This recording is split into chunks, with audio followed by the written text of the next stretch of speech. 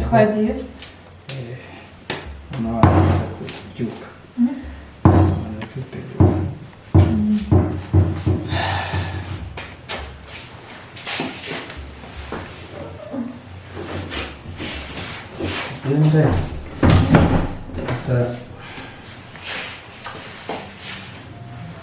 dore bose aka kazi kamaze kunca intege ntakubeshya. I feel like I don't even want to go. Sheri, ibyo bikomeza kubitekerezaho cyane. None se ntabitekerezaho muri iki wowe ariko ushobora kumva ushobora kwiyumvisha ukuntu abantu bifata bagashyira post yanjye ku isoko. Umwanya nkora maze imyaka 5 natangiranye n'ikigo nkora. Sibyo? Umwanya bakawushyira ku isoko uwo utabizi batabikubwiye. Umwanya bapiganirwa bikanyura mu nzira z'umucyo cyangwa zitari z'umucyo bakawutanga ukazajya kubona ukabona umukozi aje gukora ukamenya ko ibyo aje gukora bijyanye n'ubundi n'ibyo wakoraga ufite ugasimburwa. Sheri ndabyumva pe nyine biteye urujijo niba ariko navuga, ariko ikibi wenda nuko bari kugukura kuri post yawe bakagushyira ku mwanya w'umukozi usanzwe, ariko na post ya project manager ni post ikomeye cyane ku buryo urabizi ko project manager uba uyoboye imishinga yose akanayiha n'icyerekezo. Rero ibyo ntukomeze kubitekerezaho rwose. Ikindi ntabwo ari cyo kibazo kuko none se wowe uribaza niba uwo mwanya uvuga projects manager ntabwo twari dusanzwe dufite muri company. Ni umwanya mushyashya, ni umwanya utarigeze ujya ku isoko. Wabwirwa n'iki se ko atari ukunyanduranyaho bantega imitego bakampa ibintu bishyashya bitarakora batizeye ko bizakora kugira ngo ninsekira gatoya cyangwa hagira ikibazo icyo ari cyo cyose bahite babona urwaho rwo kunyirukana. Ubundi iyo bagukuye ku mwanya wari ufite rega ndabyumva izo zose ni poste za managers ntabwo ari operations zisanzwe, ariko wabwirwa n'iki ko atari ukunyanduranya hose no kunshakira ibyaha no gushaka impamvu zituma nirukanwa nyine. Icyangombwa nuko business ko bitazakunanira ndakwizeye cyane. Ikindi Dina ashobora kuba yarashyizeho iriya post kuko nyine yabonaga bitazamushobokera kumanaginga imishinga yose, rero akaba ariyo mpamvu. Icy'ingenzi ni uko bitazakunanira, sibyo? None se kuva ikigo cyatangira ko tutigeze tugira project manager boss ko n'ubundi ari we wakontorolaga buri kimwe, ariko boss yarabishoboye kandi Dina nyine ni none se ubwo Dina nashyira habo bakozi urumva wenda ashaka kwitwa umuyobozi da gusa abibyimbe nyine ni umuyobozi, ni imitungo y'umugabo we, ni company ye, ariko ze wizeye nyine ko abo bakozi bazashobora kubakoresha. Niba uri gukora ibyo atazi azabwirwa n'iki ko wakoze neza cyangwa nabi? Performance yawe azayikota gute?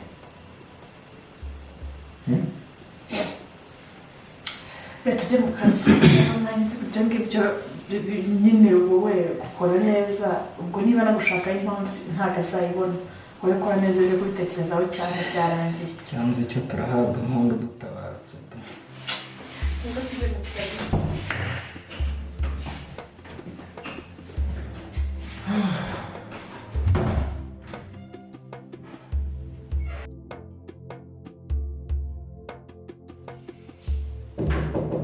Yes. Oui, ça sent.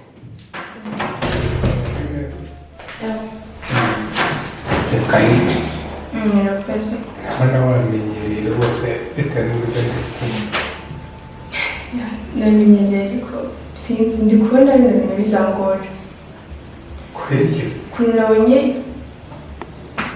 Rwema ufata ibintu bitandukanye n'ukuntu nari mbyiteguye, nabonye nyine sinzi ntabwo yabyishimiye kuba naje kukurira hano nyine. wewe kora akazi nk'uko ugomba kugakora ibindi nyine byihore ndetse hari ahantu hataba ibibazo cyangwa ugira ngo umuntu aba ahantu yishimiwe n'abantu bose korera nyine muri uwo mwuka sibyo kora icyo ugomba gukora ntihagire ikintu na kimwe gituma udakora akazi wabonye akazi ugashaka kandi bikumva sibyo wowe rero iba ubona rwema ejo iba yarakurebye ko ukabona bitagushimishije n'ubu ukabona atari kukureba neza ntabwo ari umuyobozi w'iki kigo nta nshingano agufiteho habe na ni umukozi nawe ibyo bikaba ari muramu wanjye rimwe na rimwe haraho nk'umuntu ariko umuntu aba arengera ni muramu wawe ariko ntabwo ari umugabo wawe sibyo ari umugabo wawe yagutegeka uburyo ugomba kubaho yarongoye Sandrine ntabwo ari we yarongoye ntawe bivuze yuko rero atagomba kuguhitiramo icyo ugomba gukora sibyo nizere ko nta kindi kibazo ufite nta kindi nari mfite usibye icyo ngicyo noneho urasubira mu kazi ugashyira umutima hamwe ukagenda ugakora buri kimwe cyose nk'uko ugomba kugikora kugira ngo nyine akazi wahawe ugakore neza nyine ku buryo bazabona nta kintu na kimwe uri kwica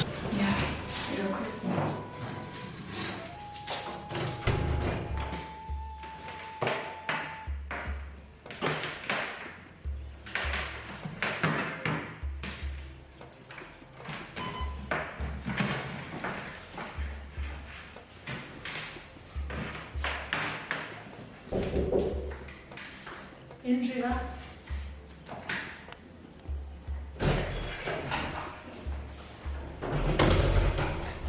Aramutse nanone. Uratangira rwose. Urebye ntabwo ndarangiza gushyira ibintu ku murongo neza ku buryo nahita ngatangira buriya nzagatangira nk'ejo neza kuko ubu ndacyajagaraye bite se wowe Divi turashaka ku ntego rero ndagira ngo mubwire ko tutitaye ku bibazo byose bihari na situwasiyo zikomeye cyangwa zoroshye mu buryo bumeze gute hari ikintu cyihutirwa tugomba kwitaho dukeneye gukurikirana tukamenya aho bose ari kuko ubu icyo nkeka ntashidikanya cyangwa se nizera ni uko ashobora kuba yaranyurujwe kunyuruzwa ni ikirundi yararigitishijwe mu kinyarwanda kuko nta kuntu umuntu w'umugabo ashobora kwifata akabura akazimira akagenda adasezeye atavuze afite abakozi afite kampani afite amafaranga afite buri kimwe icyo ngicyo kiba ari ikintu cyo kwibazaho numva rero ari cyo gihe ngo dufatanye dushyiremo imbaraga mu gihe gito gishoboka abantu babigizemo uruhare bose bafatwe bajyanwe imbere y'amategeko bahanwe abafungwa bafungwe abagira ibyo batanga babitange ariko nibura abona ubutabera ndabyumva noneho se wemeye ko abantu bazajya bajyanwa mu mategeko njye ariko n'ubundi nta muntu nigeze nanga ko ajya mu butabera nta muntu nigeze nanga ko ajya mu mategeko uwo nigeze njyana we nuko nyine nta mpamvu yo kujya nabonaga afite ikibazo cyabaga gihari nabonaga nagihanduringa cyangwa kigahandurirwa mu bundi buryo reka natwe tugomba kurekera kuba umutwara kuri leta ntituyivune buri kabazo kose utukanye n'umuntu mu mategeko ubugeze gutya ngiye kurega niba ari ibintu mushobora kumvikana muri abantu babiri mugakemura mubikemure niba umwana kwitabaza abagabo bavandimwe inshuti n'imiryango mubikemure urebe niba hari icyo ushakaho kimwe niba hari icyo ushakaho nyikuhe nitunanira mu gihe haje n'ibintu by'ibyaha n'ibibazo bikomeye cyane tubone kujya mu mategeko leta nayo ibe bizi ikora ibindi bintu bifasha abaturage no mu iterambere urabyumva ibyo rero nta muntu uzabikora kugira ngo bose abone ubutabera n'injye nawe tugomba kubumuha hanyuma ikindi gushakaho ndagira ngo ukore ibishoboka byose wirinde kugongana na Dina. Dina ni umuyobozi waba umwemera cyangwa utamwemera umwemera cyangwa ntamwemera ni umuyobozi wacu kandi wa kampani mu icyubahiro agomba kora ibyo gusabye bitari amafuti ibyo ntuzayakore bashobora no kugusaba ibyo futi nabyo ukagira uburyo byitwaramo ntimushwane ntiwiteranye nawe kandi none ntukore ibintu by'amanyanga by'amafuti ndashaka kongera kukubona uri HR muri serious ubahitse utinyitse utavugirwamo na buri wese ukora akazi neza kandi wubahiriza amategeko sibyo? Yego.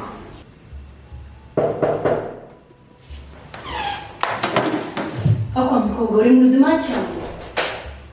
Nukana mubayeho. Iyo winjira udakomanza umva naso ufite. Nakomanza ariko. Akomanze nagwaye karibu.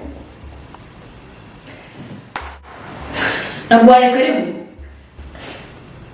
Sorry, ntabwo nakomangaga kugira ngo mpe karibu. Umuntu akomanga kugira ngo wenda umuntu niba ari utuntu arimo ahita dutunganya, niba wayura ku itumbo sinagombaga kwinjira rero. Ariko nubwo atari cyo cyangezaga nakugira inama gatoya. Ubutaha bibaye byiza wajya uva mu rugo witunganyije wakoze ibintu byose nk'ibyo ngibyo nsanzwe uri gukora, kugira ngo nuza mu kazi nyine akazi kaba ari akazi, kugira ngo hatagira igipfu, sibyo? Anyway, nitwa Divine, ndi umukozi ushinzwe abandi bakozi muri kino kigo. Nishimiye gukorana namwe kandi niteze imikoranire myiza hagati yanjye namwe itarimo amananiza no kugorana. Nanjye ndabishimira ariko mujye mukomanga kugira ngo umuntu abaye karibu kuko ntabwo muzi ibyo umuntu aba arimo gukora. Ngira akazi keza. Cyane akazi keza.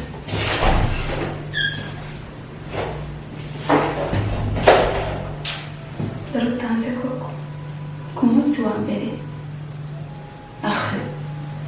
Akubundi wese umukobwa. Sinagazi k'abakobwa twiyitaho, tugomba kwiyitaho nyine tugasa neza. Ngomba kwiyitaho nkasa neza cyane ko nasanze no muri iki kigo harimo abatipe beza kandi bakiri abasiribateri. Ngomba kwiyitaho rwose pe. Nawe arabizi kandi ni umukobwa tugomba kwiyitaho cyane.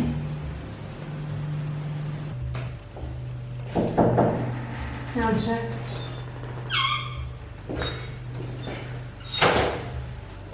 Anyway. Marketing manager. Meze neza? Akazi karagenda. Akazi karagenda nta kibazo. Urabona byoroshye.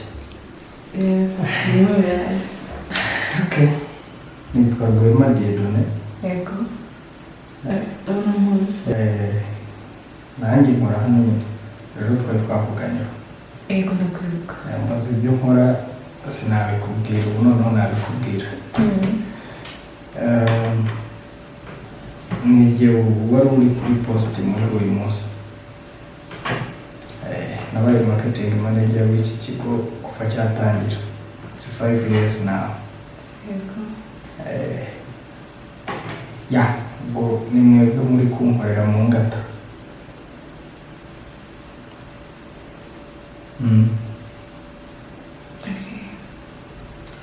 Prima, enchanté kabisa.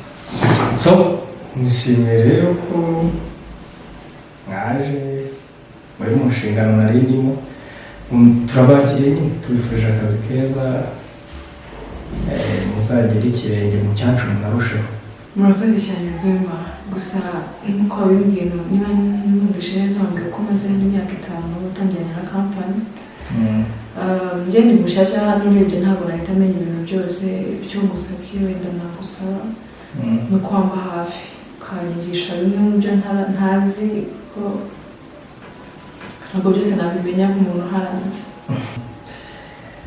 Bwiwe nigize ko kuba wansimbwa atari uko inshingano zananiye, nzagufasha nanjye kwifasha wenda byarananiye. No, come on, Rwema. Kabisa icyo ntekereza ntekereza ko niba nibuka neza abanyarwanda bakunda kuvuga ngo mweshaje niba umenya inkike z'urugo. Otherwise umaze almost 5 years here, so urumva ko hari ibintu byinshi ndusha ngende mushyashya mu kazi. Rero icyo nagusaba ni uko wamfasha gusa byonyine. Ariko se Michelle, uyu mwanya nawo mwarapiganwa wari uri ku isoko? Sinzi abo twari turi kumwe kuri iyo post bayisabaga, gusa icyo nzi nuko nakoze cyane nkaba nagirwa amahirwe yo kuba natsinda. Yego. Harya witwa? Yitwa Keza Michelle. Yego. Ufite amazina meza. Murakoze cyane. akazi keza ko turi kumwe. Urakoze cyane Rwema, gusa nsubire kumva hafi. Keza, akazi keza. Urakoze cyane Rwema, umunsi mwiza.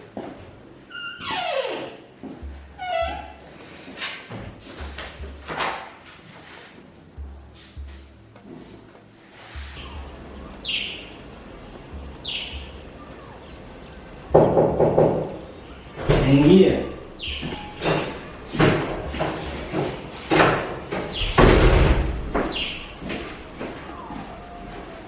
Şöyle bir tez. Sağ ol. Neza neza. Sağ ol. Ya, hani neza neza. Ndikurushye mwese ntakomera neza. Kubera iki? Akazi uri kugakora neza na post nshyashya. Rega akazi ubundi ubwakugiye ntabwo kapfa kunanira. Ndabizi. Ikibazo ni mu mutwe. Iyo wapfuye mu mutwe ibintu byose birapfa.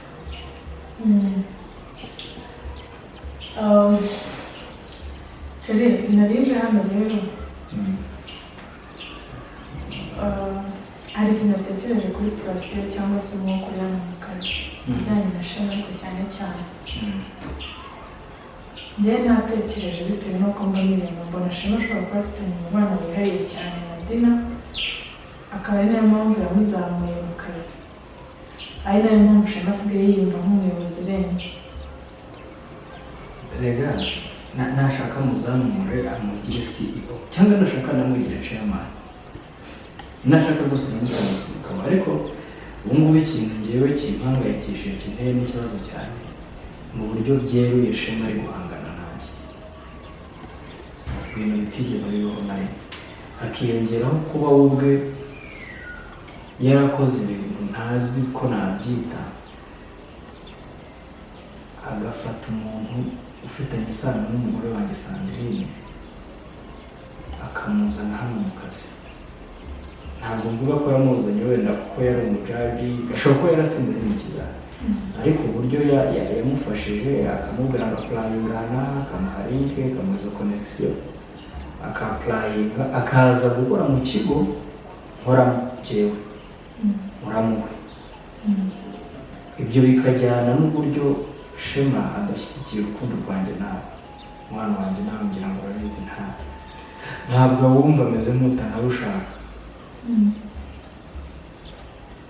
Hanyuma hafi yanjye akahazana mwene wabo wa Sandrine ubwo si ubwo nta kintu numvaho. Rero icyo koza no kubeshya nanjye ibyo ngibyo byaranshanze pe byaranshanze simba nshaka no kubitekerezaho ariko ntekereza ko shema ashobora kuba anaryamana na Dina. Nanone ntabwo shema ibyo ntabwo yabikora. Shema ibyo ntabwo yabijyamo ndamuzi twarakuranye twabanye igihe kinini ndamwiziye izo ngeso ntabwo abacu tuzigira. Simbizi nanjye ntabwo mbifitiye gihamya ariko kandi ntukizere umuntu gutyo cyane ngo ukabye cyangwa umumarire icyizere cyawe cyose kuko ingeso umuntu arayiga kandi mu gihe gitoya umuntu yahinduka sibyo. Simbizi ukuntu nabikubwira reka nkureke ukore akazi nanjye njye mu kazi sibyo. Ndagukunda. Ndagukunda shema. Turi umunsi mwiza na shema. Sawa.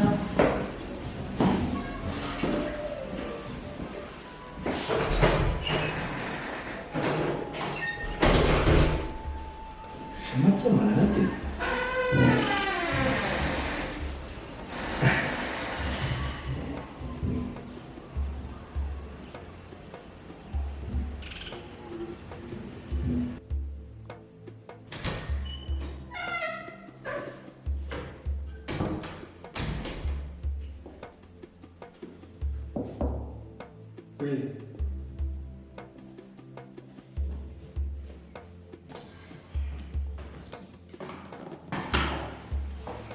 Murashaka iki? Murifuza iki? Hari serivisi muje kunsaba ngo mbafashe?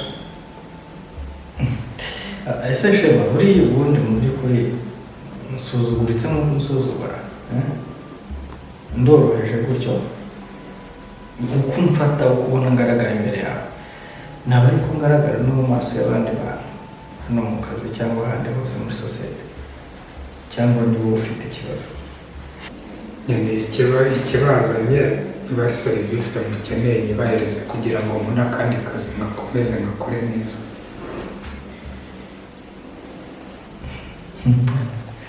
abamugani wawe reka ndase ku ntego. Shema buriya iyo umugore n'umugabo cyangwa umuhungu n'umukobwa badafite icyo bapfana, baryama mu nzu imwe, barara ku buriri bumwe, cyangwa bakagira ahantu runaka bahurira hajya kumera nko mu bwihisho hatari ku karubanda bakamarana igihe,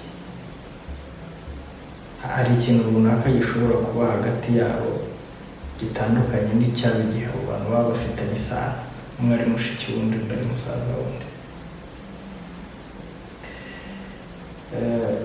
Ikindi Shema buriya ndabizi ko nizere ko wibuka ko ufite umugore washatse wanasezeranye, sibyo? Kandi ufite umugore mwiza Berize.